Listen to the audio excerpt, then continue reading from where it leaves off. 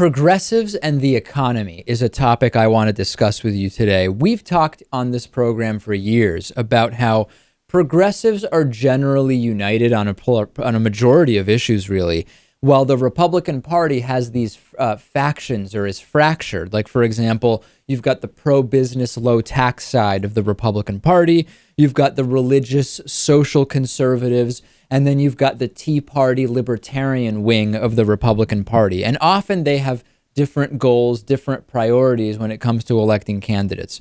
One area where this is reversed is when it comes to the economy. Broadly speaking, Republicans, regardless of whether they're more libertarian or more on the pro-business side, they are for smaller government, they are for lower taxes, they are for freer trade, and they are for less regulation and getting rid of social programs where possible.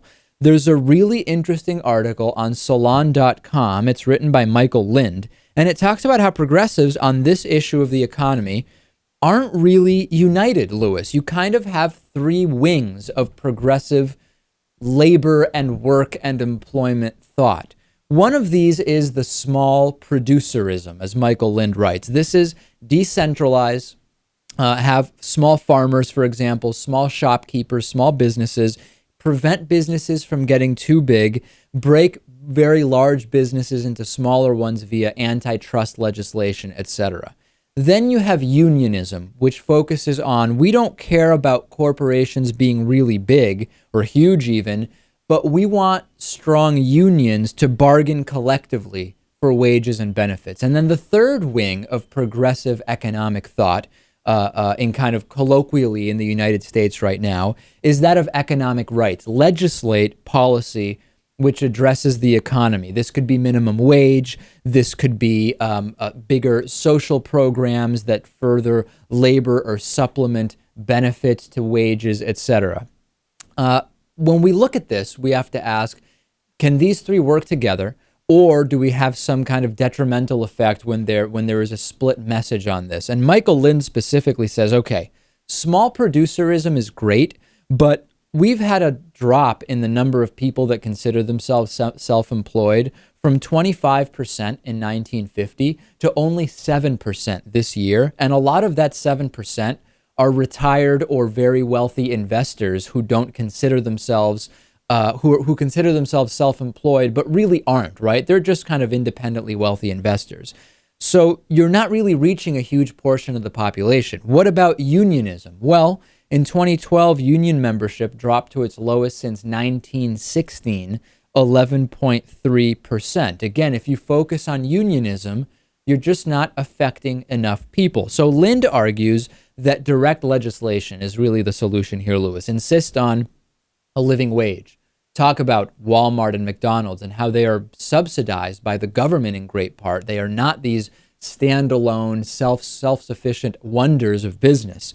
Phase out the connection between employer and health insurance and provide a universal government-funded program that includes paid leave, etc. This is very interesting because that really would help, ideally, way more of the population than focusing on unions or small producerism. So, Lewis, I'll open it up to you. Should progressives unite on this front? Is Michael Lind totally wrong in his analysis? I don't think so, but it's complicated. I mean, if you're just talking about winning elections here and how to advance your goals as a progressive, then of course you have to all agree on something.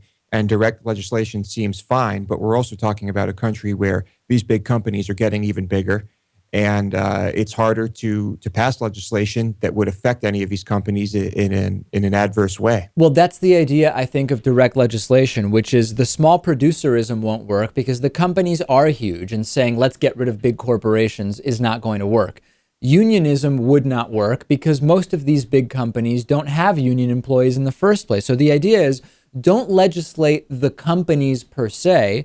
Say, if you are in the business of being in business, you have to do these things, and kind of from a top-down approach, say these are the rules. This is the basic set of rules you have to play by.